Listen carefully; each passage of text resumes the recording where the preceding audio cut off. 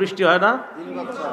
এই 3 বছর বৃষ্টি না হওয়ার কারণে ফসলাদির এমন অবস্থা হয়েছে, মাটিগুলা এত শক্ত হয়ে গিয়েছে, এরপরেও তারা হুদ নবীর কথা শোনে না। আল্লাহ পাক রব্বুল আলামিন এক পর্যায়ে তাদের উপর 7 রাত এবং 8 দিনের একটা গজব দিলেন। কয়দিন? 7 রাত 8 দিন অনাবৃষ্টি, বৃষ্টি বন্ধ হয়ে গেল। টানা 3 বছর বৃষ্টি নেই। কয় বছর? 3 বছর বৃষ্টি নেই।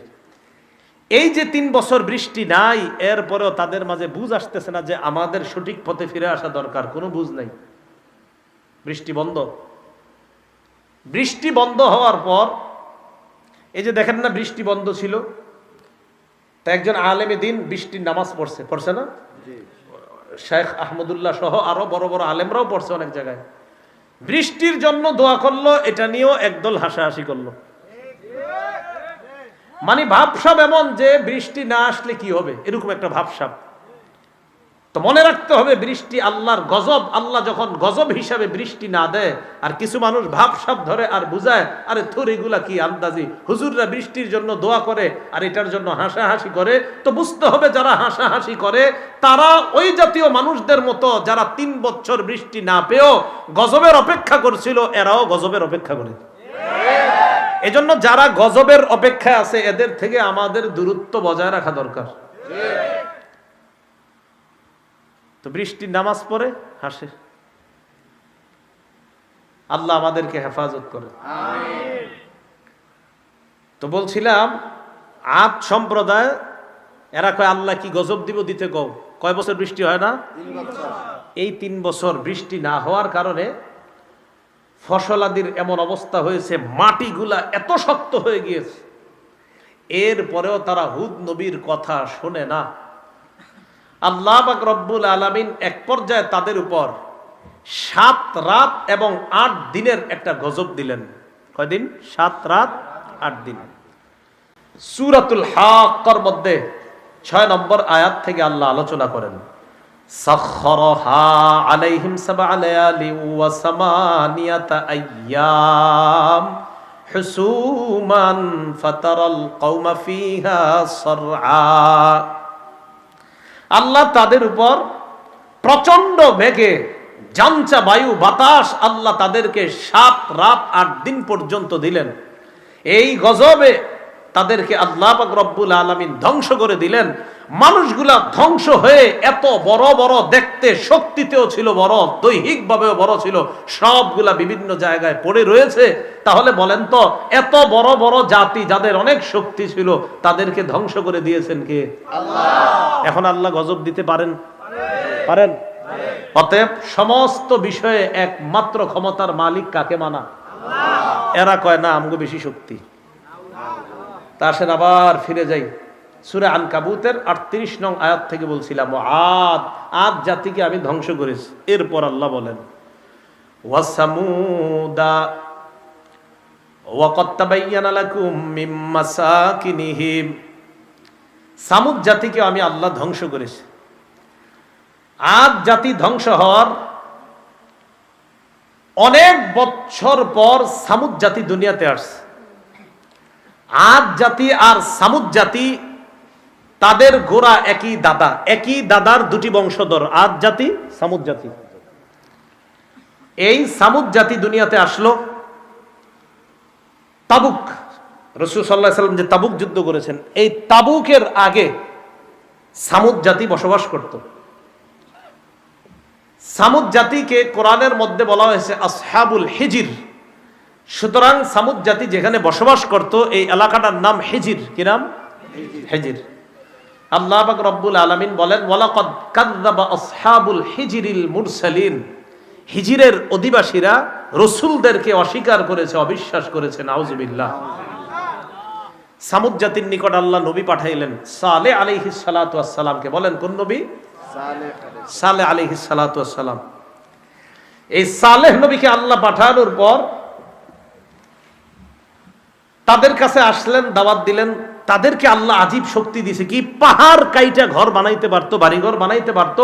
স্থাপত্য শিল্পে তারা এতটা উন্নতি সাধন করেছে যে পাহাড় কাইটা কাইটা বড় বড় বাড়ি, ইমারত, অট্টালিকা তারা বানাইতে পারত। এই সামুদ জাতির নিকট যে নবীকে পাঠাইছে সালেহ, বলেন কোন নবী? ওলামা ছাড়া অন্যরা বলেন তো আদ জাতির নিকট যে নবীকে পাঠাইছে কি নাম ছিল? না না না, হুদ। এই মাত্রই না বললাম, ভুলা যায় মানুষ। মাহফিলে একটু মাথাটা ঠান্ডা করে বসেন। বলেন আদ জাতি যাদের ধ্বংসের আলোচনা করলাম তাদের কাছে যে নবী এসেছিলেন নাম কি? হুদ। সামুদ জাতির কাছে যে নবী এসেছেন তার নাম কি? সালেহ। বলেন কি নাম? সালেহ আলাইহিস সালাতু ওয়াস সালাম। সালেহ নবী তাদের কাছে আসার পর তাদেরকে দাওয়াত দিলেন। ওয়া ইলা সামুদ আখাহুম সালিহা ফাকালা ইয়া কওমি ইবুদুল্লাহা মা লাকুম মিন ইলাহিন গায়রু। সামুদ জাতির নিকট সালেহ আলাইহিস সালাতু ওয়াস সালামকে পাঠাইলাম, তিনি দাওয়াত দিলেন, হে আমার সম্প্রদায়, তোমরা আল্লাহর ইবাদত করো, তিনি ছাড়া কোনো ইলাহ নাই। সালেহ নবীর জাতি তাকে বলে, সালেহ, আমরা তোমাকে অনেক বুদ্ধিমান মনে করতাম, তোমাকে নিয়ে কত স্বপ্ন দেখতাম, তোমাকে এই বানাবো সেই বানাবো, তুমিও শেষমেশ আমগো বাপ দাদার ধর্মের বিরুদ্ধে কথা বলা শুরু করলা। স্বপ্ন দেখছ? আপনাদের এই এলাকার এক ছেলের নিয়ে আপনারা অনেক স্বপ্ন দেখছেন। এই বেচারা উজানি মাদ্রাসায় পড়াশোনা কইরা দাওরা হাদিস পাশ করে আইসা বলতেছে, আব্বা এতদিন যে সুদ খাইতেন এটা ঠিক না, এটা হারাম। তোর এই জন্যই পড়ালেখা করাইছ। তাহলে কি স্বপ্ন দেখছে আল্লাহ জানে। সামুদ জাতি কয়, তোমারে নিয়ে কত স্বপ্ন দেখছি আমরা, তুমিও আমগো বাপদাদার বিরুদ্ধে, ধর্মের বিরুদ্ধে দাওয়াত দিতেছ। এই সামুদ সম্প্রদায় 5 খোদার ইবাদত করত, ওয়াদ্দুন, সুয়া, ইয়াগুস, ইয়াউক, নাসরুন। মনে রাখবেন যে 5টি মূর্তির নাম বললাম দেবতা, এই 5টি মূলত দেবতা ছিল না, এই 5 জন মূলত আল্লাহর ওলির নাম ছিল। কার নাম? আজীব কথা, ঠিক না? সহিহ বুখারীর বর্ণনা। এই 5 জন ছিল আল্লাহর ওলি। তখন দুনিয়াতে নবী ছিল না, এই 5 আল্লাহর ওলিকে দেখে অন্যান্যরাও ইবাদত করত। কারি ইব্রাহিম সাহেব রহমতুল্লাহি আলাইকে দেখে দেখে এই এলাকার মুরব্বীরা ইবাদত বন্দিগি করত কিনা? 5 আল্লাহর ওলি যখন দুনিয়া থেকে বিদায় নিল, বিদায় নেওয়ার পর তারা অনেক কান্নাকাটি করে, হারে কত বড় ওলিদেরকে হারাইলাম। ইবলিস তাদের কাছে আসলো, আসার পর কয়, তোমরা যাদেরকে হারিয়েছো তাদেরকে খুব মনে পড়ে? কয় হ্যাঁ। মানুষের রূপ ধারণ করতে পারতো তখন ইবলিস মানুষের রূপ ধারণ করে ওই 5 আল্লাহর ওলির ছবি তাদের সামনে দেখাইলো যে এই 5 আল্লাহর ওলি তো? কয় হ্যাঁ। মাটি দিয়ে তাদের আকৃতি বানাইলো। কি দিয়ে? আকৃতি বানায় বললো এরাই তো? কয় হ্যাঁ। কয় ঠিক আছে, এদেরকে সামনে রেখে রেখে ইবাদত করো। না, তখনও শিরিক শুরু করে নাই, সামনে রাখতো আল্লাহর ওলিদেরকে, বাকি ইবাদত করতো আল্লাহর। মনে পড়তো, হারে এই ওলিদেরকে দেখে ইবাদত করতাম। এই জেনারেশন বিদায় নেওয়ার পরবর্তী জেনারেশন আসলো। আসার পর ইবলিস তাদেরকে আইসা বলতেছে, তোমাদের বাপ দাদারা যে আল্লাহর ওলিদেরকে দেখা দেখা ইবাদত বন্দিগি শিখছে আর করতো, তাদেরকে খুব মনে পড়ে, তাই না? কয় হ্যাঁ। কয় এই যে 5 আল্লাহর ওলির প্রতিচ্ছবি তোমাদের কাছে নিয়ে আসলাম, তাদেরকে সামনে রেখে ইবাদত করতে পারো। তো তারা যখন ইবাদত করে, ইবলিস কয়, তোমাদের বাপ দাদাদেরকে দেখছি তাদের সামনে সেজদা দিত, তোমরাও সেজদা দিতে পারো, সমস্যা নাই। নাউজুবিল্লাহ বলেন। শুরু হয়ে গেল মূর্তি পূজা পৃথিবীতে। এই সর্বপ্রথম আপনার ইবলিস আল্লাহ ছাড়া অন্যদেরকে সেজদা দেওয়ানো শুরু করলো। তাহলে বলেন তো, যাদেরকে সেজদা দিল তারা কি খারাপ ছিল না? তারা মূলত 5 জন আল্লাহর ওলি ছিল। আল্লাহর ওলিদের কি এখানে কোনো দোষ আছে? নাকি তাদেরকে কেন্দ্র করে শিরিক করাটা অপরাধ? বলেন। শাহজালাল রহমতুল্লাহি আলাই যেই কবরে শুয়ে আছে, শাহজালাল রহমতুল্লাহি আলাই আমাদের দেশে দাওয়াত দিয়েছেন, ঠিক তো? শাহজালাল রহমতুল্লাহি আলাইর কবরকে কেন্দ্র করে যদি শিরিক হয়, এই শিরিক কি হালাল না হারাম? বুঝা গেল আল্লাহর ওলি যারা, তারা তো ঠিক, তারা তো আল্লাহর ওলি, কোনো সন্দেহ নাই। কিন্তু আল্লাহর ওলিদেরকে বিক্রি করে, তাদেরকে বেচে যদি কেউ শিরিক করে, ওই শিরিকের বিরুদ্ধে আসি থাকবো ইনশাআল্লাহ। আল্লাহর ওলিদেরকে পুঁজি কইরা অনেকে শিরিকের কাজ শুরু করে, কারণ আল্লাহর ওলিদের ব্যাপারে সবার একটা দুর্বলতা থাকে। ইবলিস এই সুযোগটা কাজে লাগায় এই 5 জনের প্রতিচ্ছবিকে প্রথম সেজদা দেওয়ানো শুরু করলো। এইভাবে পৃথিবীতে সর্বপ্রথম আল্লাহ ছাড়া অন্য কাউকে সেজদার প্রথা শুরু হয়। তো এই 5 খোদা বংশ পরম্পরায় আস্তে আস্তে সামুদ জাতির কাছে আসছে। কোন জাতি? আলেম সারা অন্যরা বলেন সামুদ জাতির কোন নবী? সালেহ। আর আদ জাতির নবী হুদ আলাইহিস সালাতু ওয়াস সালাম। তো সামুদ জাতিকে সালেহ নবী দাওয়াত দিলেন, এক আল্লাহর ইবাদত করো। তোমরা যে 5 জন খোদার ইবাদত করো, ওয়াদ্দুন, সুওয়াউন, ইয়াগুস, ইয়াউক, নাসরুন, এগুলা ঠিক না। সামুদ জাতি এই দাওয়াত শুনতে শুনতে এক পর্যায়ে বিরক্ত হয়ে গেছে। কি হয়ে গেছে? কোরআন হাদিস শুনলে বিরক্ত হওয়ার মতো মানুষ এই যুগেও আসেনি। আচ্ছা, এটা আগেও ছিল। সালেহ নবীকে সামুদ সম্প্রদায় প্রস্তাব দেয়, সালেহ তুমি আমাদেরকে যে দাওয়াত দাও, আমরা তোমাকে একটা চ্যালেঞ্জ জানাইতে চাই।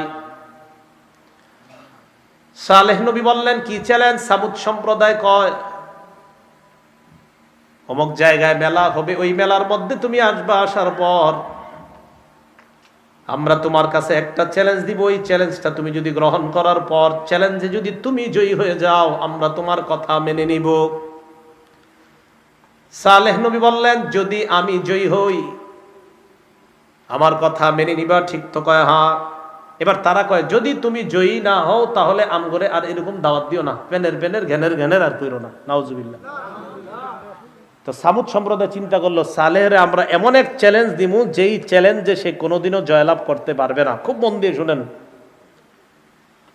সালেহ নবী কয়, ভালোই তো, তারা যদি আমার একটা চ্যালেঞ্জ দেয়, সমস্যা কি? আল্লাহর কাছে দোয়া করবো, আল্লাহ কবুল করবে, বাস তারা মুসলমান হয়ে যাবে, এটা ভালো কথা। মেলায় গেছে। যাওয়ার পর সালেহ নবী বললেন, ঠিক আছে, তোমরা আগে তোমাদের 5 জন খোদারে ডাক দাও। ডাক দিস, শোনে না কথা। আরে কথা শুনবো নাকি? তো সামুদ জাতি এবার সালেহ নবীর কয়, সালেহ আমরা তোমার যেই কথাটা বলবো এখন, তুমি তো কোনোদিনও পারবা না, এরপরে বলতেছি। কয়, কি বলবা বলো। সালেহ নবীকে কয়, সালেহ আল্লাহকে বলো, আইয়ুরিয়ানা নাকাতান মিন হাদিহিস সখরা, এই যে পাহাড়টা দেখা যায়, এই পাহাড়ের ভিতর থেকে 10 মাসের গর্ভবতী একটা উটনি আল্লাহ যেন বের করে আমাদেরকে দেখা দেয়, এটা আল্লাহরে বলো। আচ্ছা, পাহাড় থেকে উটনি বের হইব কেমনে?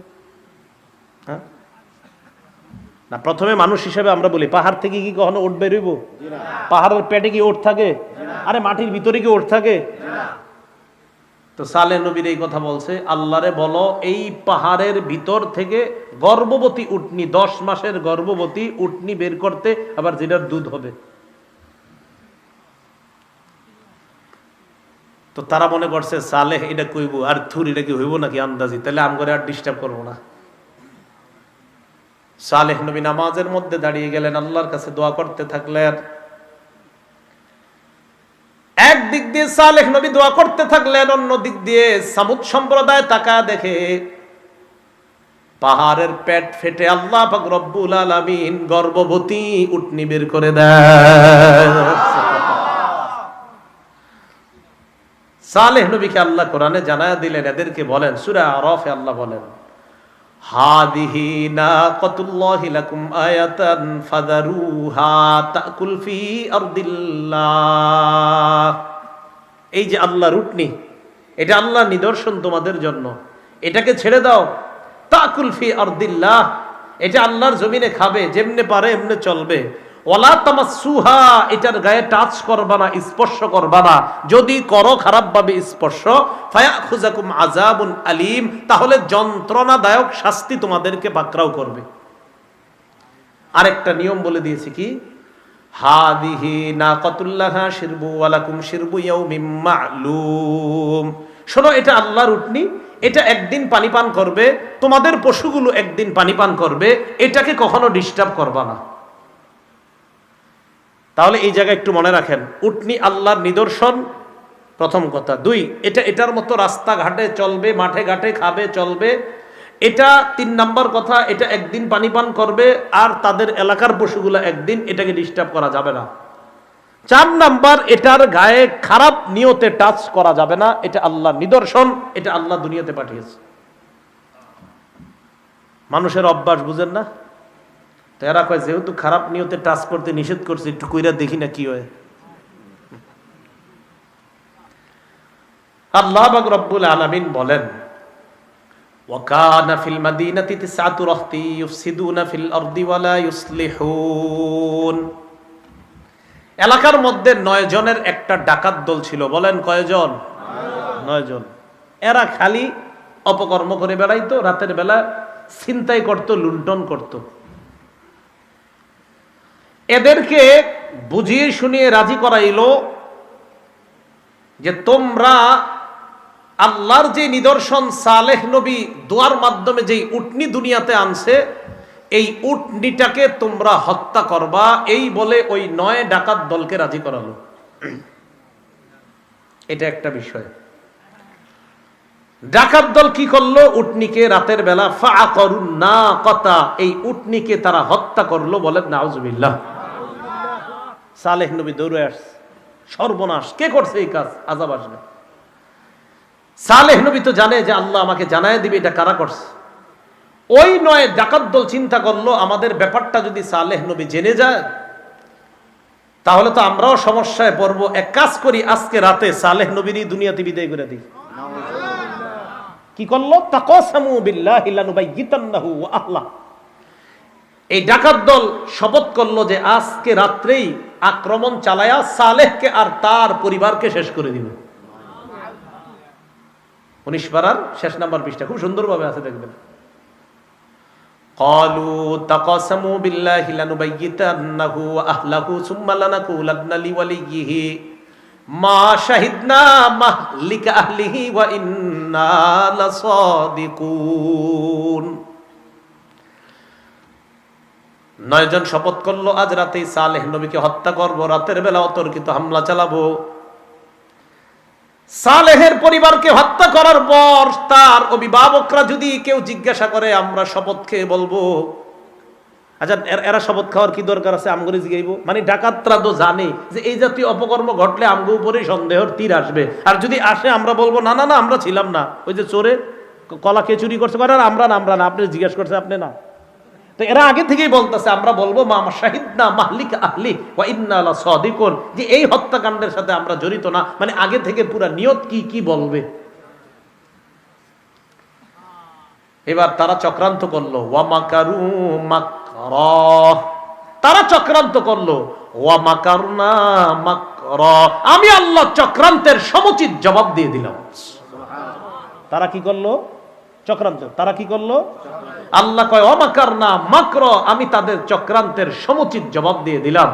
এজন্য ইসলাম মুসলমানকে ধ্বংস করার চক্রান্ত যদি কেউ করে, তাদেরকে আল্লাহ সমুচিত জবাব আজ হোক কাল হোক ঢিল দিতেছে, এমন ধরা ধরবে তো সমুচিত জবাব দিয়ে দিবে। সঠিক বিষয়কে কখনো শেষ করার ষড়যন্ত্র করা যাবে না। যদি করেন তা আপনি শেষ হয়ে যাবেন। আল্লাহ বুঝার তৌফিক দান করেন। রাতের বেলা সত্যি গেছে সালেহ নবীরে মারতে, পাহাড়ের পিছনে গিয়ে লুকিয়ে আছে। তাফসীরের কিতাবে আসছে প্রথমে হামলা চালাইছে, যেই মাত্র হামলা করতে যাবে কে যেন উল্টা তাদের উপর হামলা চালায়। কেউ নাই, কিন্তু আশেপাশে কেউ নাই। কয়বার হলো? একবার। আবার দ্বিতীয়বার হামলা চালাইছে, চালানো মাত্র কে যেন আগে আবার হামলা তাদের উপরে চালায়। আরে ঘটনা কি? এটা কে করে? তৃতীয়বার হামলা চালাইতে গেছে, এবার ফাইনাল হামলা চালাবে যে এই আক্রমণে সালেহ আর তার পরিবারকে খতম করব। এবার তারা যখন ফাইনাল আক্রমণ করতে গেছে, কে যেন তাদের উপর ফাইনাল আক্রমণ করে তাদেরকে শেষ করে দিচ্ছে। সালেহ আলাইহিস সালাতু ওয়াস সালামকে আল্লাহ জানায়া দিলেন, আপনারে মারার প্ল্যান করেছিল তারা, আমি আল্লাহ রাতের বেলা ফেরেশতাদের মাধ্যমে তাদের প্ল্যান নস্যাৎ করে দিয়েছি। তাহলে সালেহ আলাইহিস সালাতু ওয়াস সালামের জাতি যখন এইভাবে উটনিকে হত্যা করলো, আবার সালেহ নবীকেও মারার ষড়যন্ত্র ইত্যাদি করলো, সালেহ নবী এই সব কিছু তাদেরকে বলল, দেখো উটনিকে তোমরা মেরে ফেললা, অথচ তোমরাই বলছো দোয়া করা, আল্লাহর কাছে দোয়া করি যেন উটনি বের করে। আল্লাহ করলেন। আবার আমাকে মারার জন্য ষড়যন্ত্র করছে একদল, দেখো তারাও সফল হতে পারেনি, উল্টা তারা শেষ হয়ে গেছে। সুতরাং আল্লাহকে মেনে নাও। এরাও কয় না মানলে কি হবে? ওই আজ জাতি কি বলছিল, আমাদের চেয়ে শক্তিশালী আর কে আছে, যদি না মানলে কি হবে? আল্লাহ সালেহ নবীকে বললেন, এদেরকে জানায়া দেন, তামাত্তাউ ফি দারিকুম সালাসাতা আইয়াম, তাদেরকে বলেন তোমরা আর 3 দিন আরামে বসবাস করো। কয়দিন? 3 দিন পর তোমাদের উপর আযাব আসবে। এই কথা শোনার পর সামুদ সম্প্রদায়, মানে আমি মাঝে মাঝে চিন্তা করি, দেখেন বলে দিছি কিন্তু যে 3 দিন পরে গজব আসবে। তা আমি চিন্তা করি এই যুগে যদি আল্লাহ কোনো নবী পাঠাইতেন আর ওই নবী যদি বলে ফেলতেন যে 3 দিন অপেক্ষা করো গজব আসবে, আল্লাহ জানে আমরা কি বলতাম। নবী তো আর আসবে না, নবী তো আর আসবে না। তো চিন্তা করি যে আমাদের কাছে যদি এরকম কোনো নবী এসে বলতেন যে আর 3 দিন অপেক্ষা করো, 3 দিন পরে গজব এসে সব শেষ হয়ে যাবে। তো আমি চিন্তা করি এরকম যদি হতো, হবে না তো, হলে আমরা কি বলতাম আল্লাহ জানে। সালেহ নবী যখন বললেন আর 3 দিন অপেক্ষা করো, 3 দিন পর গজব আসবেই, এরা কি, এদের অ্যাকশন কি হইলো? থর আন্দাজি কথা। তা আমি জানি না আমরা কি বলতাম, কিন্তু এরা বলছে কি, এরা এদের মতো করে চলতে থাকলো 3 দিন। চিন্তা করেন 3 দিন পর গজব আসবে। একজন নবী বলছে, কোন নবী? যেই নবী ইতিমধ্যে দোয়ার মাধ্যমে মুআজিজা প্রদর্শন করলো, আবার অনেকগুলা ঘটনার মাধ্যমে বলল দেখো আল্লাহ আছে, এরপরেও বললেন 3 দিন পর সেই আল্লাহ গজব দিবে। এরা সুন্দর আরামসে দিন কাটায় আর কয় থুর আন্দাজি, এর কথা এগুলা কে বিশ্বাস করে? 3 দিন পর ফাআখাযাতহুমুস সাইহা, প্রচন্ড একটা আওয়াজ আসলো। তাফসীরের কিতাবে আসছে প্রথমে হালকা ঠান্ডা বাতাসের মতো আসছে। এরা কয় এটা তো আমাদের জন্য আরো ভালো দেখি। সালেহ কয় গজব? কই গজব? এই ঠান্ডার মধ্যে আস্তে আস্তে আস্তে আস্তে এমন বিকট আওয়াজ শুরু হলো তাদের উপর, গজব এসে তাদেরকে ধ্বংস করে দিল। আল্লাহ পাক রব্বুল আলামিন বলেন তাদের ঘর বাড়িগুলা এখনো তাবুকের আগে যদি এখান দিয়ে যাও তোমাদের সামনে স্পষ্ট। নবী তাবুক যুদ্ধে যাওয়ার সময় সাহাবাদেরকে বললেন সাবধান, এখানে বেশিক্ষণ থাইকো না, তাড়াতাড়ি এটা পার হও। কেন? আমি আশঙ্কা করি না জানি তোমাদের উপর ওই গজব আসে, যেই গজব জালেম সম্প্রদায় সামুদ জাতির উপর আসছে, আমার উম্মতের উপর যেন না আসে, তাড়াতাড়ি পালাও। তাহলে সামুদ জাতিকে ধ্বংস করলেন কে? আদ জাতিকে ধ্বংস করলেন কে? বলেন তো আদ জাতির নবীর নাম কি? হুদ। সামুদ জাতির নবীর নাম কি? সালেহ। এবার আল্লাহ বলেন ওয়া কারুনা ওয়া ফিরআউনা ওয়া হামান, আমি কারুনকে ধ্বংস করছি, ফিরআউনকে ধ্বংস করছি, হামানকেও আমি ধ্বংস করছি। সূরাতুল কসস ৭৬ থেকে ৮১ নম্বর আয়াতে আল্লাহ বলেন ইন্না কারুনা কানা মিন কওমি মূসা ফাবাগা আলাইহিম ওয়া আতাইনাহু মিনাল কুনুজি মা ইন্না মাফাতিহাহু লাতানূউ বিল উসবাতি উলিল কুওয়া ইয ক্বালা লাহু কওমুহু লা তাফরাহ ইন্নাল্লাহা লা ইউহিব্বুল ফারিহিন। ঠিক আছে, সূরা কসসের ৭৬ থেকে ৮১ নম্বর আয়াতে আল্লাহ পাক রব্বুল আলামিন বলেন ইন্না কারুনা কানা মিন কওমি মূসা ফাবাগা আলাইহিম, কারুন মুসা আলাইহিস সালাতু ওয়াস সালামের সম্প্রদায়ের একজন ছিল।